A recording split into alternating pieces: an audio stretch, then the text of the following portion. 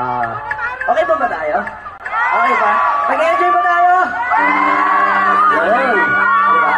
Para sa susunod kong kanta, kasama ko dito originally si Al James. Si Al James, collab track namin siya.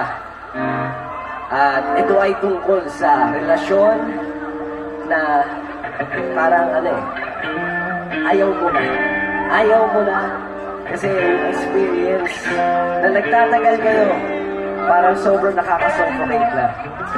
Sino dito yung mga naka-experience na alam mo yun, yung sobrang tagal nyo na kala mo pang kasala na pero ang toxic nyo na?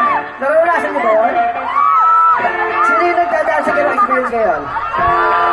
Taas nyo naman yun. Di ba napakahirap? Pero syempre, nasa inyo naman yung choice di ba? Nasa inyo yung choice. Kung pipiliin mo mag-forward o pipiliin mo umayaw. So para sa mga nagdadaan ito ayaw ko na.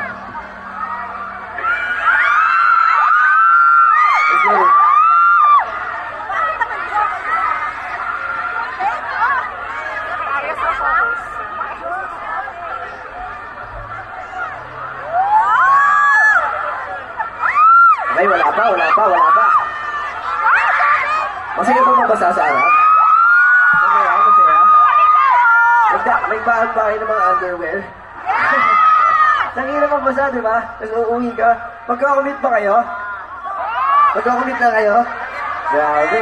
So yung mga makakasabay nyo, for sure, kung papatingin sa inyo, anong ginawa mo? Saan ka nagsuot, di ba? Anyway. Okay ba tayo dyan?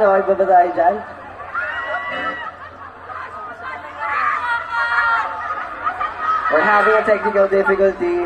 Pero ang importante, nag-e-enjoy kayo. Pwede ko muna ng isang sigaw pa from Marco Manila.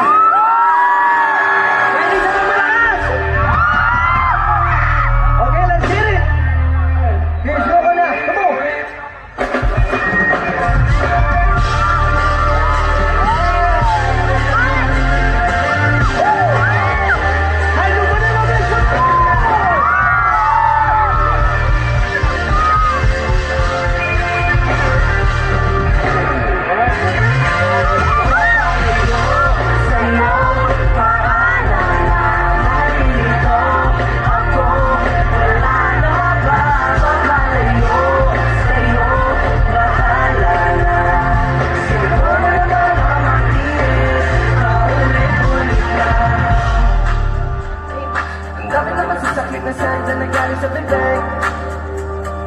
Sabi mo sila na parang di na kaya pa na makinig. Lagi na lang hassle pag uwi. Araw-araw at balik. Di ko na malaman kung ano ba talaga. Ano na lang naisip ko ngayon. Bakit ba gano'n nagalit mo na ikahon? Di naman ganito nagsimula ang relasyon. Sana pwede pa natin na ibalik tayo noon. Alam mo naman tayo namin. Bakit di ba pwede tayo dalawang mali? Di na ikaw gusto ko na makatabi. Kung pwede lang walang masasin. Yung alam niyo ba na to?